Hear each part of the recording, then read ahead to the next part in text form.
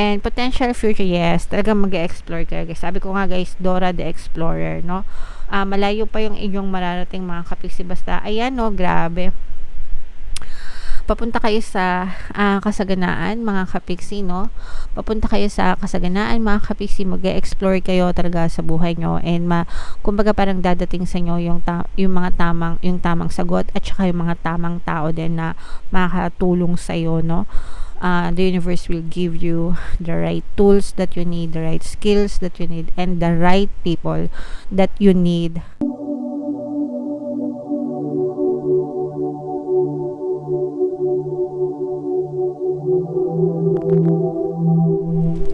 Hello guys, hello Sagittarius, welcome back to Pinay Pixie Tarot. Ang pamagat ng episode natin for tonight is Story Mo Ba To? Ito ay isang timeless reading mga kapiksi para sa Sagittarius, Sun, Moon, Rising, Sign, and Venus. Sa reading na to mga kapiksi, titilan natin where you are right now, mga potential and challenges nyo, what you need to focus on, past, present, and future energy mga kapiksi, mga suggested approach, and yung potential future ng inyong sitwasyon. So, shuffle ko to guys, hanapin ko yung energy ng Sagittarius.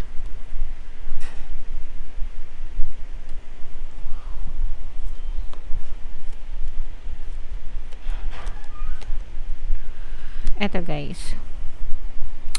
So, Sagittarius, kayo ay represent ng King of Wands sa ating spread. Combination to guys ng positive and negative energy. General reading lang. Pwede mag-resonate, pwedeng hindi.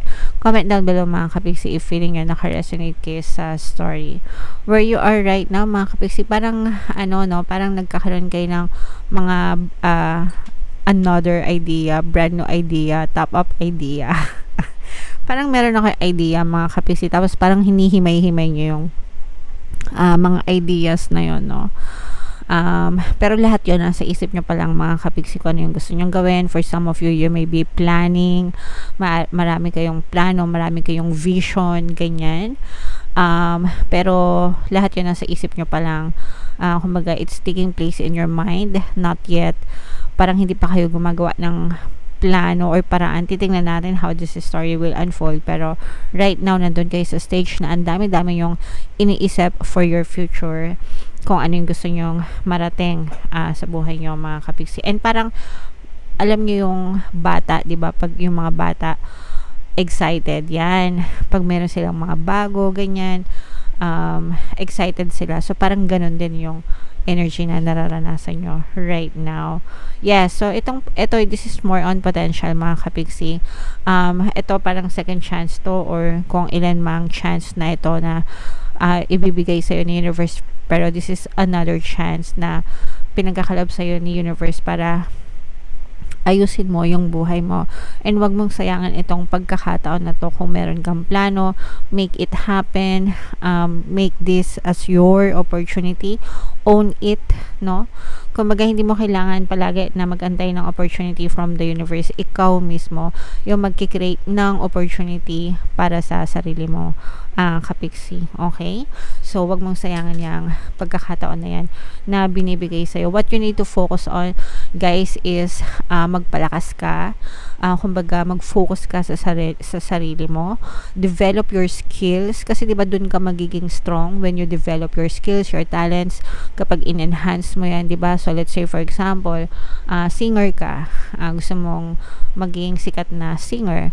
So, you have to focus on your strength, which is singing, diba? And, gagaling at gagaling ka pag palagi mo siyang ginagawa, palagi kang nagpa-practice. Parang si diba, si Regine Velasquez, diba, before yung story niya, bago siya sumikat sa tanghalan, tawag ng kampiyon ba yun? Hindi ko alam, sorry. Madaling araw pa lang, pinag-vocalize na siya ng tatay niya, diba? So, merong yung sinasabi ng iba, parang alam ko sa batya, it's either sa batya or sa dagat, ganyan. Pero yun yung ginawa sa kanya.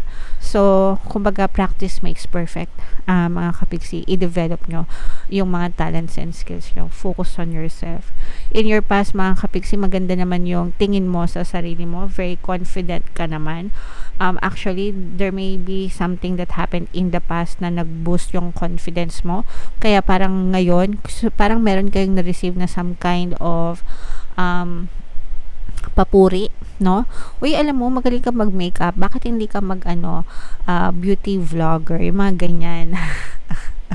Parang merong nag-ano sa'yo, nag-compliment mga kapigsi, and parang yung salita na yun, nagpa-boost siya ng confidence nyo, and parang dun kayo nagka-idea, oo nga no, baka ang ganyan. O kaya naman sinabi sa'yo, uy, alam mo, ang sarap ng luto mo, bakit hindi mo itinda? Yung mga ganyan. So, nagpapaboost yan ng confidence mga kapatid. So, maganda yung naitulong sa inyo. Yan, ito yung greatest strength nyo mga kapiksi. Very blessed kayo. Okay? At saka, gutom kayo sa more blessings pa. And gusto nyo talaga na magkaroon pa ng blessings kasi gusto nyo rin maging blessing sa ibang tao. Ibig sabihin, hindi lang para sa sarili nyo yung iniisip nyo, kundi para din sa ibang tao. Pwede yung loved ones nyo, pamilya nyo. Syempre, yun naman yung palaging number one mga kapigsi. And then, if you can give to other people, why not? Diba, mga kapigsi? Alright. So, maganda yan, guys. Ituloy-tuloy nyo lang yan, mga kapigsi. And in the ayan guys, are ready to explore. Yan. Parang si Dora Explorer mga kapiksi. So in the near future talagang nakikita natin na ipupush nyo ito. Parang ano to guys, kung anong nasa puso mo, sundin mo. Okay? So ipupush nyo ito in the near future, and you will fall in love with what you're going to do. As in, may in love talaga kayo dyan sa ginagawa nyo. You will find happiness and satisfaction mga kapiksi. Magiging masaya kayo. Kaya i-push nyo talaga yan mga kapiksi. Okay? So, i-mind nyo na yan guys sa comment section. Ito mga blessings, pagpapala, itong push, mga kapiksi. Parang this is a yes for you, no? Parang sinasabi sa'yo ni universe na yes, go lang ng go mga kapiksi. Okay? And suggested approach mga kapiksi, this is water sign energy, Cancer, Pisces, Scorpio.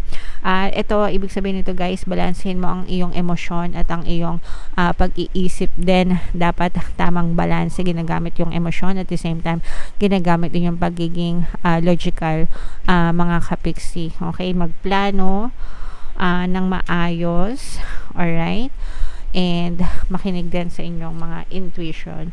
What you need to know mga kapiksi, marami ka pang impormasyon na matatanggap, mga tulong, ganyan, at saka you will receive parang some kind of emotional help sa ibang tao. Yung nagbibigay sa'yo ng inspirasyon, ganyan, parang, sige na, push mo na yan, tutulungan kita, susuportahan ka namin, yung mga ganon, yan. So, makakadagdag din yan para ma-boost yung inyong paniniwala sa inyong sarili mga kapiksi. Hopes and fears mga kapiksi, this is more on fears kasi parang yung iba sa inyo na nag-hold back pa, no? And for some of you, parang pwede rin na, let's say for example, ang balak nyo ay magnegosyo, nag-hold back din kayo kasi baka kulang din yung inyong mga tawag dito, kapital, puhunan mga kapiksi. There are businesses na nagiging successful sila without really shelling out yung mga malalaking halaga, no? Hindi naman lahat ng business mga kapiksi kailangan malakihan agad. Sometimes yung iba mga maliliit lang, sa maliliit lang na puhunan nagsisimula, and then pwedeng mapalago yan mga kapiksi. Alright? And potential future, yes, talagang mag-explore kayo guys. Sabi ko nga guys, Dora the Explorer, no? Malayo pa yung inyong mararating mga kapiksi, basta ayan, no, grabe, papunta kayo sa kasaganaan mga kapiksi, no? Papunta kayo sa kasaganaan mga kapiksi, mag-explore kayo talaga sa buhay nyo, and kumbaga parang dadating sa inyo yung mga tamang sagot, at saka yung mga tamang tao din na makakatulong sa iyo, no? The universe will give you the right tools that you need, the right skills that you need, and the right people that you need mga kapiksi para makarating ka dun sa tagumpay mo, dun sa hinahangad mo, na more money, more blessings, and you will be a blessing to other as well mga kapiksi. So guys, i-mind nyo na yan sa comment section, helpful people, helpful tools, ganyan, more money para makatulong ako sa ibang tao. Alright? So maganda ang mensahe sa inyo, Sagittarius. I-comment nyo na yan sa baba. I-mind nyo na yan. And comment down below guys if naka-resonate kayo. So, tingnan naman natin yung additional na mensahe sa inyo guys gamit itong deck na to. Habang sinashuffle ko to, panoorin nyo muna yung video natin regarding sa ating paano mag-manifest ng abundance video course. Kapiksi, sawa ka na ba sa mga struggles at hirap sa buhay mo? Masipag ka ba at masikap sa buhay ngunit hindi ka pa rin umaasenso? Ilang beses ka na bang nag-attempt magnegosyo at mag-invest pero palagi ka pa rin nalulugi? Sa pagkakataon na ito ay maaaring may subconscious beliefs ka na nagiging balakid sa iyong pag-unlad at pagyaman. Introducing, paano mag-manifest ng abundance video course. Dito ay matututunan mong ma-overcome ang mga balakid mo para tuluyan ka ng umunlad, umasenso, sumagana, maging matagumpay, successful at maswerte sa iyong kabuhayan, pera, trabaho, negosyo, salapi at kaperahan ng bonggang-bongga. Dali, mag-send na ng email sa pinoypixie@gmail.com at simulan na ang iyong pagyaman ngayon. Alright, so sabay-sabay tayo magpayaman ngayon 2024. Mga kapiksi, mag-avail na kayo ng course guys kasi sobrang ganda talaga niyan. And ngayong January guys, until 31, no, magbibigay ako ng 1 free pampaswerte subliminal sa lahat na mag-avail ng course. Kaya mag-avail na kayo mga kapiksi. Meron din tayong email coaching, manifest your desires using the law of attraction. If meron kayo mga specific na gusto nyong i-manifest, pwedeng love and relationship, pwedeng money or career, pwede kayo magpabook ng email coaching session with me. Mag-send lang kayo guys ng email sa pinoypixie@gmail.com. So, Sagittarius guys, ito yung mga mensahe sa inyo. Unang-una, huwag kayong maging judgmental.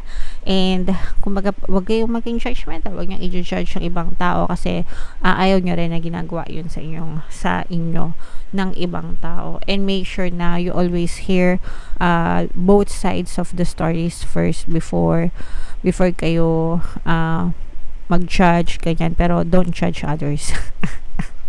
Don't judge others pa rin, mga kapiksi. Maging patas kayo, no? Sa ating buhay, mga kapiksi. And ito'y cleansing, purification, mga kapiksi. It's time for you for a cleansing, detoxification of your body and mind. So, ginagawa yun guys para ma-cleanse kayo, para mawala, mabawasan yung mga negative energies para sa inyo. Pero, hindi lang yung katawan yung kini-cleanse, mga kapiksi. Dapat yung isip din, alright? So, pagdating sa isip guys, meditation yung pinaka the best for cleansing and stop overthinking, mga kapiksi. Kaya nakatulong yung meditation, guys, kasi pag nagme-meditate kayo, nagsusubside yung momentum of thoughts nyo, and kapag kumalma na yung isip nyo, doon nyo napasukan ng mga positive thoughts, mga kapiksi. Okay? Kasi sometimes, kapag bombarded kayo ng negative thoughts, kahit mag-think positive kayo, mas nananaig pa rin yung negative thoughts. Kaya doon nakakatulong yung meditation, mga kapiksi. Alright? So, yeah. Yan ang reading mo, Sagittarius. Comment down below, guys, if naka-resonate kayo, if story nyo ba to. And itong mga positive na energies na to, guys, na sinabi ko, i-mail nyo na yan sa comment section. Okay? Ito yung ating mga pampaswerte subliminal, guys. Pakinggan nyo na para talagang umasensa kayo. And ito naman yung ating success stories ng paano mag-manifest ng abundance video course. Click here to subscribe, guys, and click here to join our membership program. Thank you for liking, sharing, and subscribing. See you again next time. I love you all, guys. Have a nice day. Bye-bye.